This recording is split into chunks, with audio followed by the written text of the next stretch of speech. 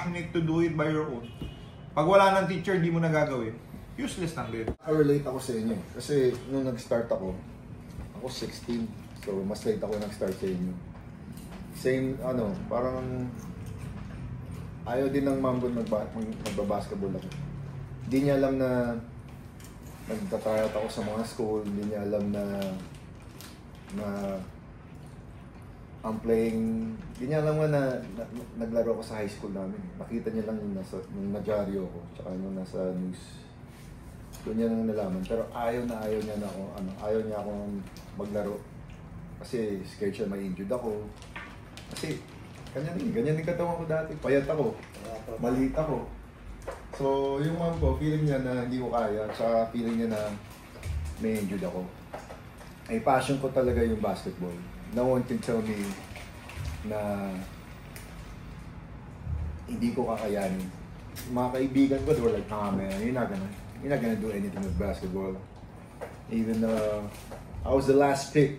Last pick ako, high school. Meron nag-tryout for our high school team, mga 80. So out of 80, I was the last pick.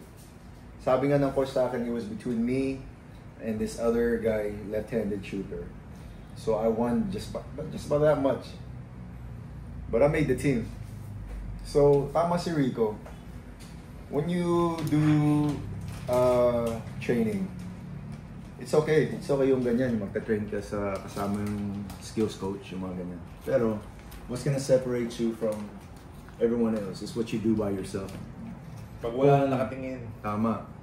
Kung ano yung iti-train namin sa inyo ngayon, this is something that you can do at home. That you can do it every single day. Ako, when I was coming up, I had a sabi nga sa inyo, may basketball ako lagi. May dala ako. Always have a basketball. I'm always dribbling. Always. Lagi ako pinapagalitan kasi pinapalpasan ako ng mom ko kasi nandun ako sa bahay. Basag mo yung mga furnitures. Lagi ako pinapagalitan. And even if malayo yung court, tatakbo ngayon. I'll either jog with the basketball or nakabisikleta ako. Pero kahit gano'ng kalayo yun, I'll find a way to make it there talaga. Always. Every day yun. Pag gising ko, if there's no school, when I wake up from 10, I'm at the court from 10 till nighttime. That's all I did was play basketball every single day. Even when nag-pro na kami sa PBA, we have practice at 8. 8 to 12. We have practice 8 to 12. But before that, I'm already there at 6:30. I'm already doing extra. 12 o'clock ends, I'm still there. I don't leave till 1 or 2 o'clock. After 2 o'clock, buwi ako, rest. Tatawagan ko si Mark, one-on-one tayo sa baba. After mo one-on-one, bro, mag-gym tayo. Parang naging sobrang tawag doon, obsessed. Ganon yung namin eh. All we wanted to do was play basketball. And no one's gonna stop us. That was our mentality. Sipin mo, nasa pro na kami nun Eh, ganun pa rin yung mindset. So, dapat kayo, as you're starting, kung yan talaga passion nyo, dapat, it gets to a point na sasabihin ng dad, "Uy, tama niyan, rest muna kayo." Alam mo yun? Pero, ako magsasabi na, yeah, dapat no one has to push you. Dapat you're telling your dad, tara, samahan mo ako, gusto mag-training, gusto ko gawin to, ganyan. Dapat siya yung pipigo sa'yo, "Oy, umuulan, kain muna kayo." You know, yung parang siya yung na nasosobrahan na. Dapat it gets to that point. But your dad should never be the one to motivate you, to push you to do what you love. Kasi kung mahal mo talaga yan, if that's what you really want to do, you say you want to go pro, right? You want to go pro. No one should have to push you.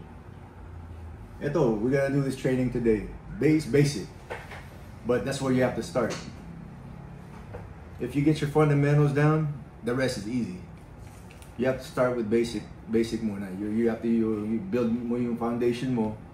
And once you build your foundation mo, then you can start doing kung ano nakikita nyo sa YouTube, kung ano nakikita nyo kay James Harden, kay Steph Curry. Pero yung mga yan, they all started with basic fundamentals. None of them started doing that right away. Kasi if you do that, you don't know the basics. Anong mangyayari sa inyo? Thank you for choosing us to be your basketball mentor. So, of course, JJ Helter Brand. Lahat ng sasabihin ng Helter Brand, isa sa puso nyo. Ano ibig sabihin ng isa sa puso? Isa sa puso, ano pa yung ibang nasa isip mo pag sinabing isa puso mo? Lagi kong tatandaan. Ibig sabihin, with passion. Alright? Ang question ko sa inyong dalawa, ano yung goal nyo? Ano yung gusto nating end goal? Na gusto nating marating? Kasi, how old are you? 15 po. Ikaw? 13. 13. So, that is the proper time. You're at the beginning of your journey. Will be the beginning of your journey. Ano ang goal natin? Maging pro po. Pro player in basketball. Right? Do you think, in your own perspective, madali bang gawin yan? Madali? Hindi. Buti alam nyo. Dahil nagsisimula pa lang kayo, ang daming challenges. Dahil kami, JJ from the States, ako dito sa Mindoro, baka sakali ako sa Manila. Madaming pinagdaanan yan. Basag yung ngipin ko, basag yung suko, basag ang kilay. But worth it yan bang naabot mo? Right? Bawal yata mapagod. Ito ang question ko sa inyo ngayon. Ito ang super detailed to. Pinag-aralan ko to. Lagi ko to sinasabi. Ilan ang gusto maging pro player? Millions. Sa Pilipinas pa lang yan. Millions. Ilan lang magtatagumpay? Ilan lang marireach yan? Out of millions na mga kalidad nyo. Ilan? You have no idea? 300 persons lang. Kasi ang PBA, 300 lang yung lineup eh. Tama? So millions out of 300, ilang percent lang yun? 0.0001. So, andun ba sa puso nyo? Nandun ba yung capability nyo? Yung characteristic nyo? Yung hardship nyo? Makabilang sa 0.001? Diba? Ibig sabihin, kailangan gawin nyo yung extraordinary na hindi ginagawa ng ibang tao. Do you agree? Kasi kung pare-pares lang din kayo, walang. Kung sasabay ka lang sa mga regular na hanggang doon ka lang sa barangay na liga, hanggang dyan ka lang sa mga hindi ka babayaran ng company para maglaro sa kanila if hindi ka extraordinary. And para maging extraordinary ka, you need to do the extraordinary things. I-explain, Jay.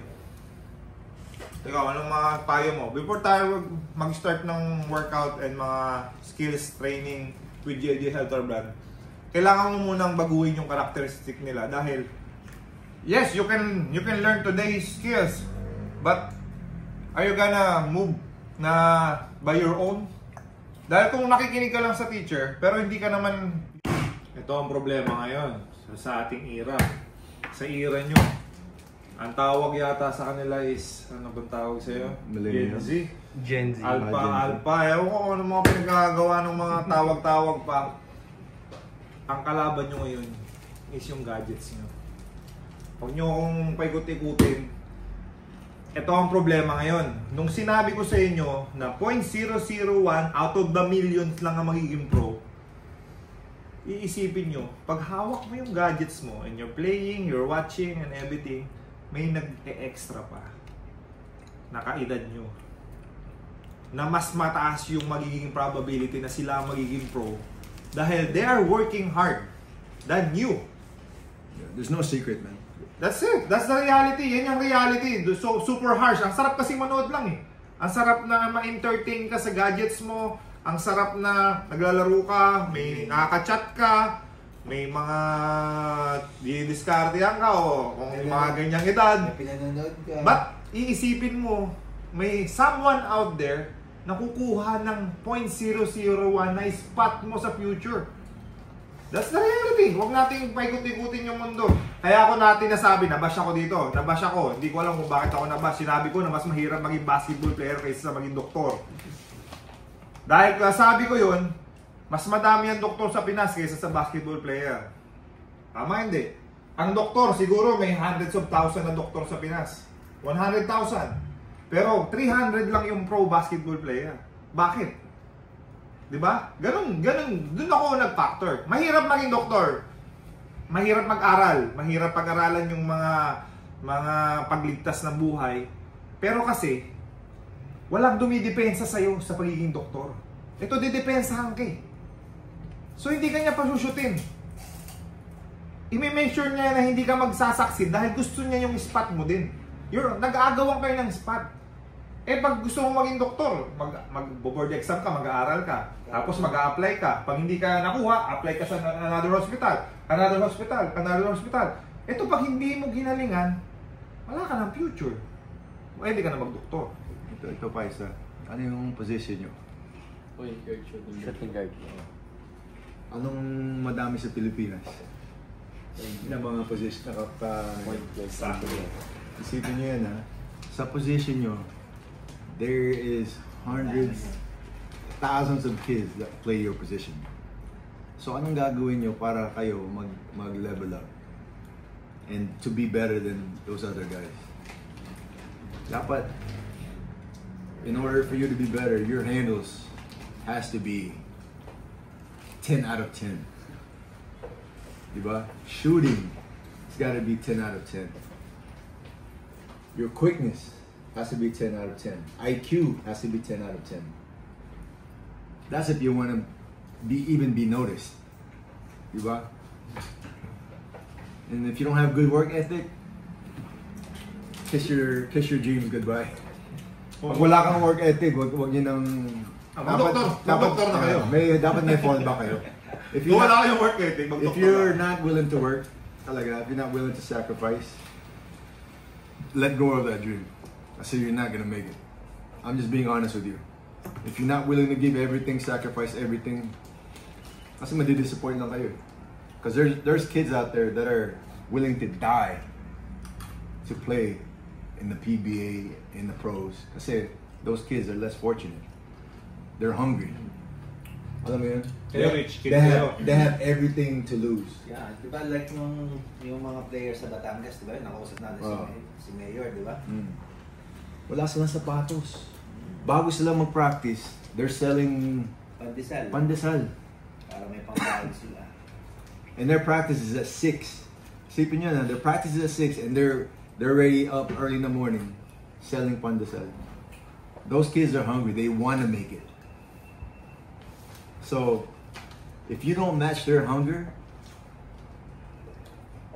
your chances of making it shrinks even less. Nag-engineer kayo ngayon, para engineer. Tapos punta kayo sa TPWH. Ma'am, ayaw nyo na extra. Hindi, wag ka na mag-engineer. Mag-contractor ka na lang. Contractor. Right? Nakikits nyo ba? We're just asking you, how bad do you want it, basically? That's How the bad do you question. really want it? It's easy. It's easy to say I want to play pro. It's easy to say gusto kong pumasok sa PBA ano. Pero are you willing to do the work to get there? Yan yung tanong. So, kayo lang makakasagot nun. Wala na iba. Wala nang iba, kayo lang Hindi talaga. ko kayo pwedeng i-push ng i-push. Kasi ayaw nyo naman. Di ba? Kasi if we push you guys, pero ayaw nyo naman, gagawin nyo lang, you're not gonna enjoy. Diba? Ang magiging senaryo nga kasi, dapat, yung parents mo na magsasabi, pahinga ka naman! Tangina. Grabe naman! Bukas naman ulit. Mga ganun. Hindi ako magyayabang pero yun yung mother ko before. Galit na galit sa akin. Kasi, bakit yung uniform mo? Dumi-dumi! Eh, galing po ang basketball. Huwag ka na ang basketball! Ganun yung mom ko. But, tumigil ba ako? Hindi. So, at least, alam mo yung proud ko sa sarili ko, masasabi ko sa sarili ko na hindi ko sinunod yung mom ko, pero naging proud siya na nakuha ko yung dream ko dahil pinapanood niya ako. Ito short story na yung sa mom ko. She was trying to make me quit. Tigilin mo na yan. Lagi, every Basketball. walang mangyari sa'yo sa basketball. Nothing. Eh nung nag-graduate ako, may nakuha akong scholarship. Di niya alam ng mom ko. Dinala ko siya dun sa college ko. Sinabi ng coach namin nung nag-recruit sa akin na your son has a full scholarship. Umiyak siya, bro. Kasi wala kami pambayad sa school eh. Mom ko din. Diba? Lasal. Ang mahal ng tuition sa Lasal. We all know that sa Philippines, Lasal ang isa sa pinakamahal na tuition fee. proud na proud yung father ko. Kasi kuripot yung father ko eh. Ayaw gumastos eh. Nakalibre ng college. That's the way makakatulong ka rin sa parents mo. Dahil sa hardship mo, natulungan mo yung parents mo ngayon. Right? Proud na sila sa'yo, na-save mo pa yung hard-earned money nila dahil full scholarship ka, dahil sa hard work mo. Pag-gising mo sa umaga, iisipin mo na kung paano ka mag-improve. Pagtulog mo, excited ako bukas para mag-improve. That's it. Morning hanggang gabi. Improvement ang nasa mind mo. You have to be excited to get better. Dapat you have butterflies in your stomach. Parang, oh, I can't wait to get to the court. Tatry ko yan. Parang parang sa game. Di ba ayaw tigilan kasi mo nakuha yung level na gusto mo. Napupuyat ka, dapat ganun din. Ngayon, may mas magaling sa'yo. There's no doubt. May mas magaling sa'yo ngayon. Excited kang lampasan yung skills mo. Sabihin mo, ang galing ka ngayon. Pero dadating yung point, mas magaling ako sa'yo. Yan ang mentality na gusto namin ibigay sa'yo bago tayo mag-start ng program kay Mr. JJ Hazelbrand. Okay? So, sabi ko sa'yo, yung gagawin lang natin, basic lang. It's nothing special. Pero yung ano nga dyan, are you willing to do it every day? Are you willing to be consistent in doing it every day? It's easy to do it one day, be like, oh, nagawa ko to. Pero after 2 or 3 days, you're like, that's it. Yeah, that's the thing. Can you do it every single day? That's what's gonna separate you from being a regular player to being a better player and to be a high school player, college player, elite player. It's all up to you. I'm telling you. Ito pa. Nakakapagod, di ba? Mag-work hard. Nakakapagod. May mga player, may mga tao, may mga bata na kahit pagod, kaya nilang mag-extra pa kahit pagod sila. Tapos may bata naman na gusto ko magpahinga. Papahinga ako. So, nasan kayo dalawa doon? Dahil talaga naman pag pagod ka, magpahinga ka talaga. Pero may mga bata nga kasi, may mga talagang passionate na, may mga dream, pangarap talaga nila, kahit pagod sila, they will still go. Right? Tama? Okay, let's go. That's just like the mindset, pero ano, kakain muna sila. Ba't di kayo kumakain? Dapat nagsasalita kami. Focus na sila eh. DJ? Slug PH?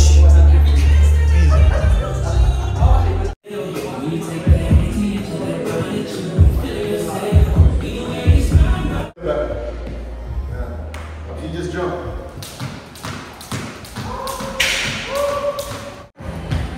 Good.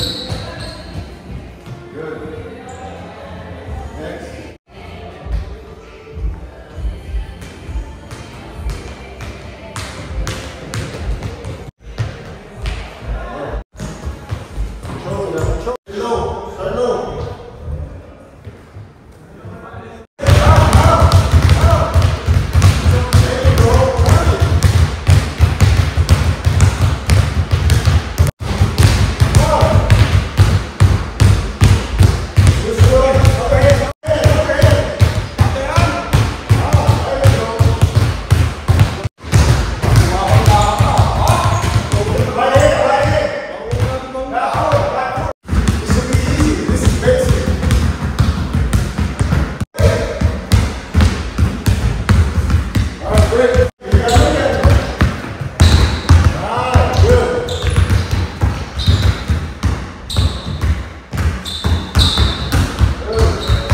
Sabi mo, kami ang champion.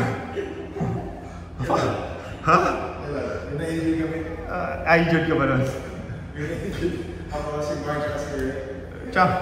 Naalala ko, champion kami. Ibig sabihin, kami ang nanalo, di ba? Yun yung the best na example. Si Michael Jordan, ang pinakamagaling sa buong mundo dahil siya yung pinaka nag-work hard sa lahat ng mga basketball player. Wala nang nakalampas ng hard work niya. Di ba? Hindi niya sasabihin yun, pero yun yung magiging dapat na mindset nyo. He's already the best player in the world. Pero pagdating sa mga drills, sa practice, mga suicides, never siya nagpapatalo. Sige mo yun, ha? Remember nung binugbog siya ng Detroit? Tapos natalo sila? The next day, nasa gym siya, pinaganda niya yung katawan niya lalo, pinalakas niya. Dahil ang alam niya sa sarili niya, mas malakas yung kalaban. So nung bumalik siya the next season, ni-make sure niya, mas malakas na siya. Yun yung mga mentality ng greats. That separate the greats sa regular player.